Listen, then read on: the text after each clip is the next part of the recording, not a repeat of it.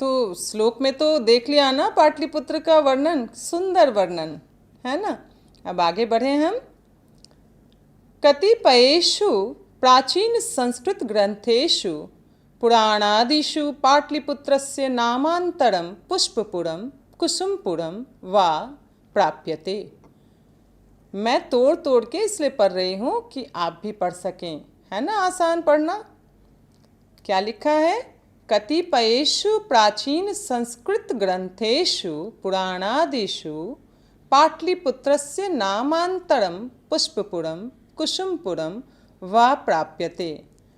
कुछ प्राचीन संस्कृत ग्रंथों में, पुराण आदि में पाटलिपुत्र के अन्य नाम पुष्पपुर या कुसुमपुर प्राप्त होते हैं। अनेन ज्ञायते यत् नगरस्यास्य समीपे पुष्पाणां बहुलम उत्पादनम भवति स्म।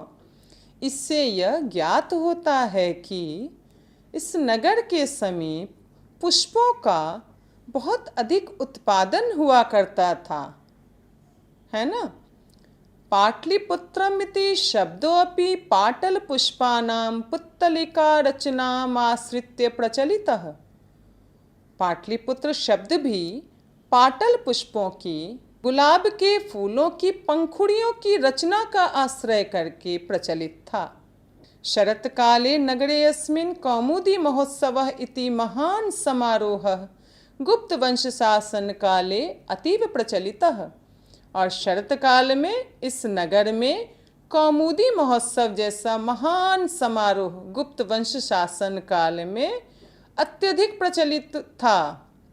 तत्र सर्वे जनाः आनंदमग्नाः अभुवन। और वहाँ सभी लोग आनंद में डूब जाते थे, क्योंकि वो इतना अच्छा, इतना सुंदर समारोह ही हुआ करता था, सुंदर सुंदर फूलों का समारोह। फिर आगे बढ़े।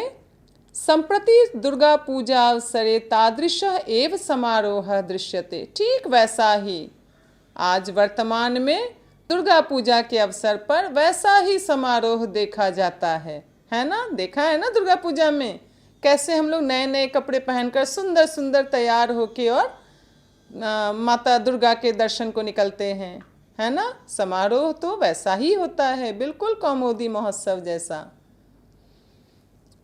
फिर देखते हैं आगे। काल चक्रवशात यद्यपि मध्यकाले पाटलिपुत्रम वर्ष सहस्त्रम परिमितम जीर्णताम अनुभूत। और फिर समय परिवर्तन के साथ यद्यपि मध्यकाल में पाटलिपुत्र हजारों वर्षों तक जीर्ण शीर्ण अवस्था में पड़ा रहा, अर्थात इसमें कोई विकास नहीं हुआ। तस्य संकेतः अनेकेषु साहित्य ग्रंथेषु मुद्राराक्षसादिषु लभ्यते। और इसका संकेत अनेक साहित्य ग्रंथों में जैसे मुद्राराक्षस इत्यादि में प्राप्त होता है। मुगल वंश शासन काले अस्य नगरस्य समुद्धारो जातः। और फिर आया मुगल वंश का शासन काल, और इस समय नगर का उद्धार हो गया, अर्थात अब यहाँ से विकास शुरू। फिर आगे देखते हैं। आंग्ल शासन काले च पाटलिपुत्रस्य सुतराम विकासो जातः। और अंग्रेजों के शासन काल में पाटलिपुत्र का तो और भी अधिक विकास हुआ। नगरमिदं मध्यकाले एव पटनेति नामना प्रसिद्धिं मगात। नगरमिदं मध्यकाले एव पटनेति नामना प्रसिद्धं मगात। तो पता चला ना कैसे पटना नाम पड़ा। मध्यकाल में इस नगर का नाम पटना प्रसिद्ध हुआ। क्यों प्रसिद्ध हुआ पटना? क्योंकि मध्यकाल में बताया ना पहले कि जीर्ण शीर्ण अवस्था में पड़ा रहा, कोई विकास नहीं हुआ। हाँ, इसलिए पतन होने के कारण ही पटना नाम पड़ा। अयं च शब्दः पत्तनम इति शब्दात् निर्गतः। और यह शब्द पतन शब्द से निकला है। पतन अर्थात क्या?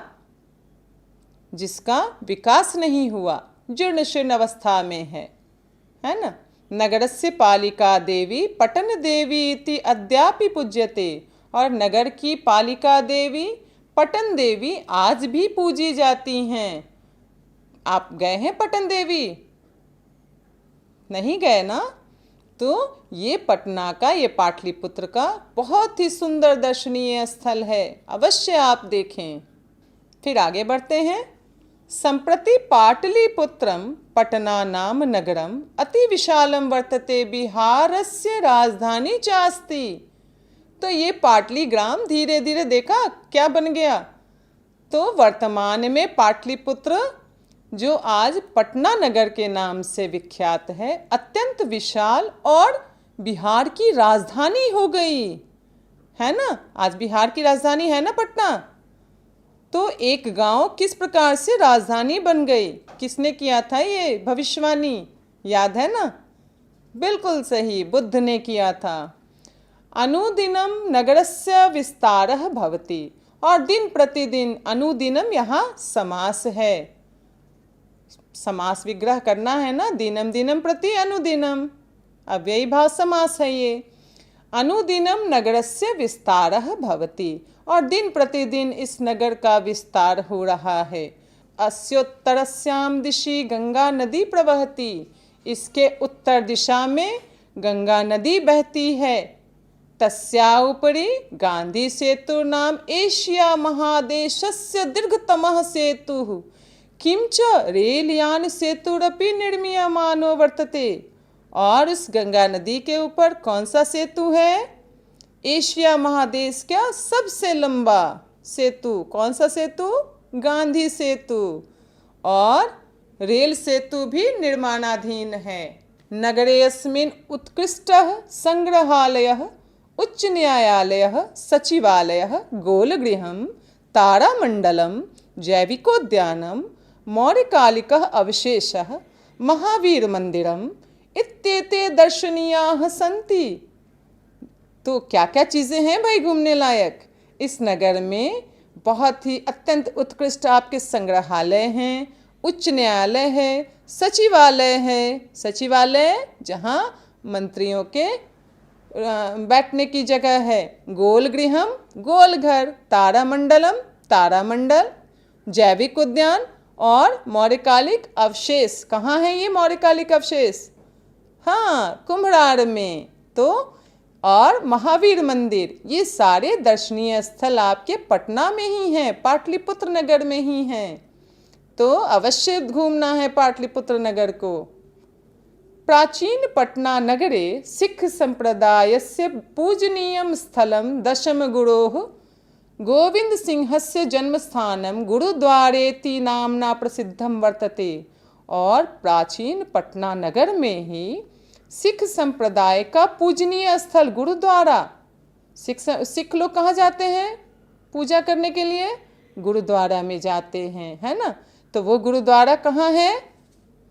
पाटलिपुत्र में है। वहाँ क्यों महत्वपूर्ण है? क्योंकि यहाँ सिखों के 10वें गुरु, कौन? गुरु गोविंद सिंह का यह जन्म स्थान है, इसलिए यह गुरुद्वारा के नाम से प्रसिद्ध है। तत्र देशस्यास्य तीर्थयात्रिणः दर्शनार्थम आयान्ति, और वहाँ पे विभिन्न देशों से तीर्थयात्री दर्शन के लिए आते हैं। देखा आपने कितना महत्वपूर्ण है यह पाटलिपुत्र वैभव, कितना महत्व से भरा है यह।